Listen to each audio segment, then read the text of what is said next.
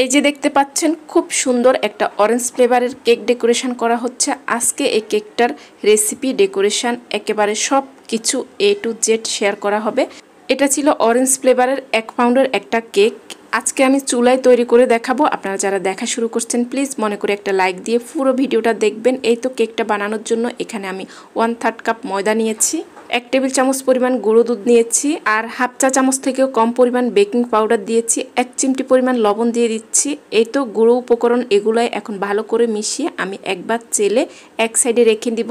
তারপরে যাচ্ছি পরবর্তী স্টেপে। এই যে এখানে রুম টেম্পারেচারে থাকা 2টো ডিম নিয়েছি। প্রথমে ডিমের কুসুমগুলো খুব সাবধানে আলাদা করে নিয়েছি। এখন সাদা অংশকে বিট করে নিচ্ছি। যখন ফোম হতে শুরু করে দিয়েছে তখন 1/3 কাপ চিনি নিয়েছি। চিনিটা আমি একেবারে দেইনি, 2 থেকে 3 বারে দিয়ে ভালো করে বিট করে নিচ্ছি।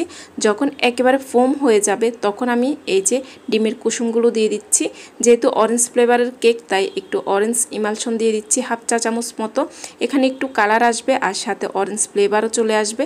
এখন একটু ভালো করে মিশিয়ে নিলে হবে, অনেক বেশি বিট করার কোনো প্রয়োজন নেই।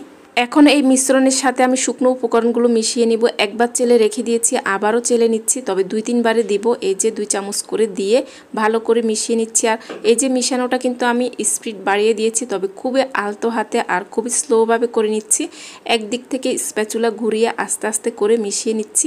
এভাবে 3 বারে দিয়ে আমি শুকনো উপকরণ মিশিয়ে নিয়েছি। আর এখানে একটা বাটিতে একটু সাদা কাগজ নিয়ে অয়েল ব্রাশ করে নিয়েছি।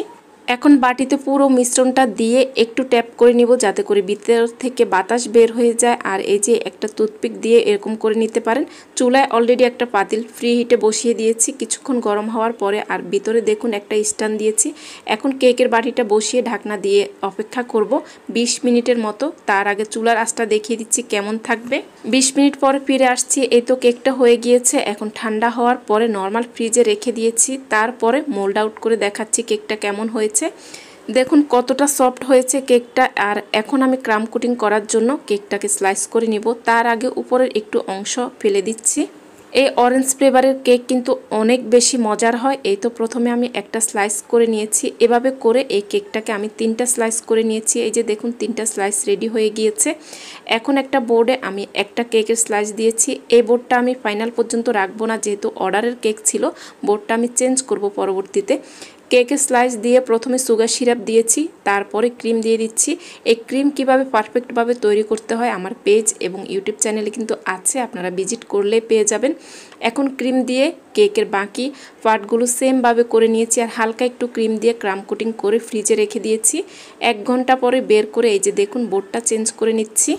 ফ্রেশ একটা বোর্ড নিয়েছি, তবে কেক রাখার আগে কিছুটা ক্রিম দিয়েছি। আর এখন একেবারে ভালো করে ফিনিশিং দিয়ে নিয়েছি। এই তো ফিনিশিং দেওয়া হয়ে গেলে এখন ডিজাইন করে নিচ্ছি। যেহেতু অরেঞ্জ ফ্লেভারের কেক তাই অরেঞ্জ কালার রাখার চেষ্টা করেছি। যেহেতু এটা কাস্টমারের ছিল তাই নাম লিখতে হবে।